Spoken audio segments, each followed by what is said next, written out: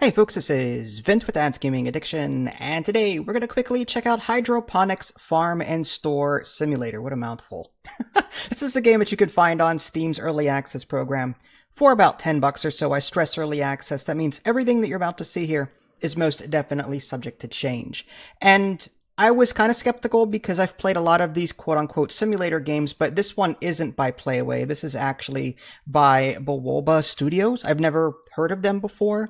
And I'm like, okay, well, let's give it a shot. So I did, and I'm actually running it in the background right now because I'm really enjoying it. My only complaint with it right now is that there's no like windowed mode option. There's no screen resolution options in the options menu. So I don't know. I mean, it's 2024. Why don't games have that?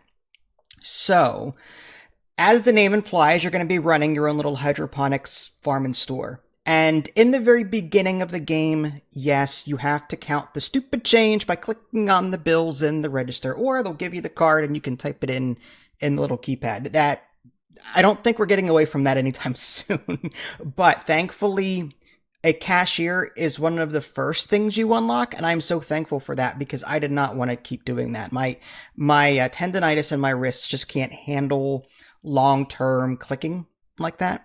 And I wanted to focus more on the management side of it. So thankfully, the whole cash register thing is very, very short-lived if you want it to be.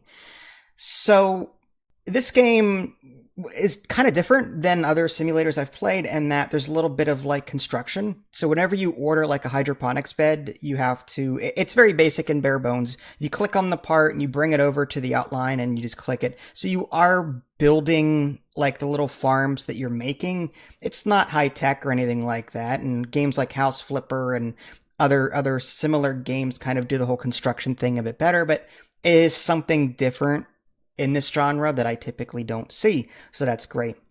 And the game is broken up into a day and night cycle. And during the day, you can, open up the store, customers come in, they'll buy off your shelves. And during that time, once you get that cashier, you can kind of do your own thing in the back. And I found most of my time spent growing things and then organizing what I've grown and then putting it out for customers to buy. Thankfully, like I said, eventually you get employees because this game is broken up into chapters and it's objective based. So like chapter 1 is like the early onset where you're manually doing the register. Then when you get into chapter 2, that's when you unlock more things like the cashier and stuff. So like the game will hold your hand through the entire growth process. And I got to a point where, okay, I've got one employee now, and now it's doing the growing for me.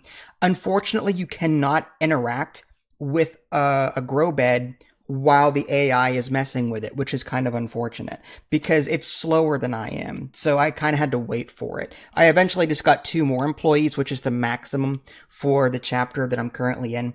Like 3 employees is like the max for a while. And like chapter 8, when you get into aquariums and stuff, like you can get more after that.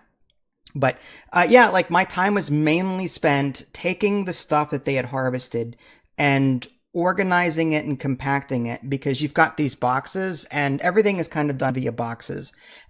You can't like take things from shelves without a box. And unfortunately you can't combine the boxes easily. What I ended up having to do was, you've got a little storage unit in the back and I just throw everything in there. Then I take out from that so that I've got a full 12 items in my box and I put it out on the shelves for people to buy. And these boxes are kind of disposable. Once they're empty and you throw them away, they're gone, which is kind of nice. So the game is really casual, very nice. You can set prices. It's fun. And for an early access game, I really look forward to seeing more. So I'll just leave it at that. I do recommend this. It is a step up from other simulator games that I've played. It is a lot of fun, and I'll continue playing it as time permits. Hopefully they implement a windowed mode soon with proper screen resolution options. This is Vince. Thanks for watching. I'll catch y'all next time. Take care.